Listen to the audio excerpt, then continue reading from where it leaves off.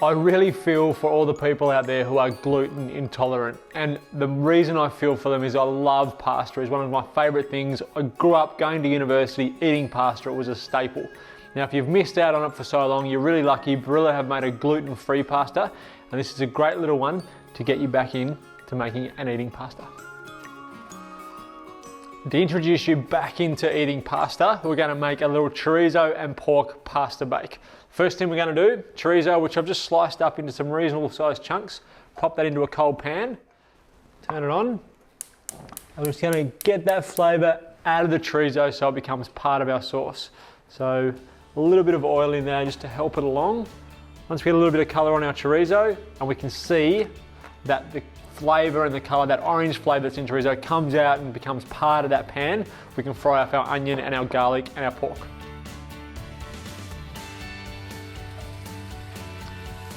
In the pan at the moment, we've got our chorizo, our onion and our garlic. We've got all the flavour out of the chorizo, which is good. So we're going to pop in, and this is just pork spare ribs, which I've diced up into big sized chunks.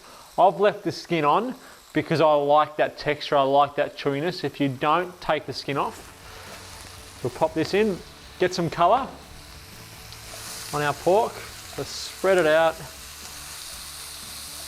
And I'm just going to let it sit, not touch it now for about 5 minutes so I get some really good colour on the first side of the pork.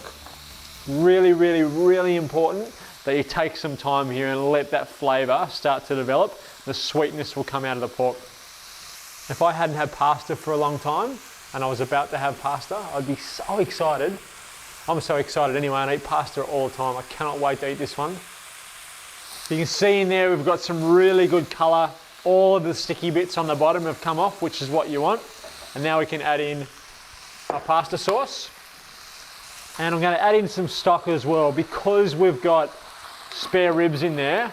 They're a secondary cut of pork, they're quite chewy. So we're going to have to cook this for about an hour for them to soften. So we're going to put in a cup of stock as well.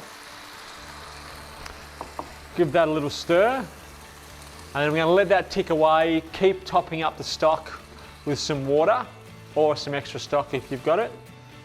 Just so everything is nicely covered, and it gives us a chance to cook those little chunks of spare rib and make them nice and tender before we finish it off in the oven. Pasta sauce has been ticking away for about 45 minutes. It smells so good. I'm going to get my pasta on now. I'm only going to cook my pasta for about 3/4 of the instructed time. This will take 10 to 11 minutes, so I'm going to cook it for about 8. This is the gluten-free penne. I'll cook that for 8 minutes, and then I'll strain it, pop it in with our pasta sauce, give it a nice little mix through.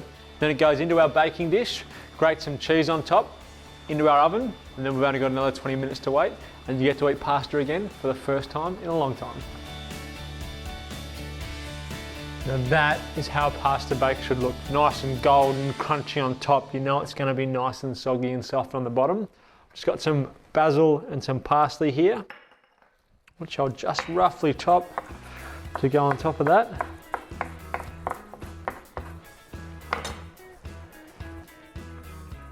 And if you've been waiting, as long as, well, you have if you have been gluten-free, been waiting a long time to get back into pasta, this is a great way to get into it. And even if not, even if you've eaten pasta all your life, it's a pretty good way.